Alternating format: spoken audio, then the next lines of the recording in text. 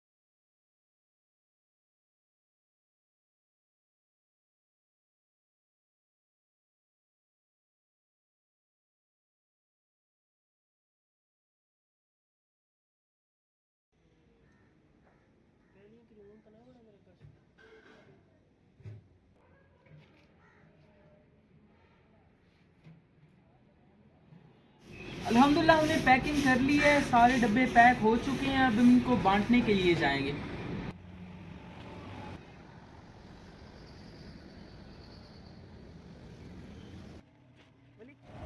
Guys हमने सारे डब्बे तकसीम कर दिए हैं। आपको वीडियो पसंद आई तो चैनल को लाइक करें, सब्सक्राइब करें। Thank you.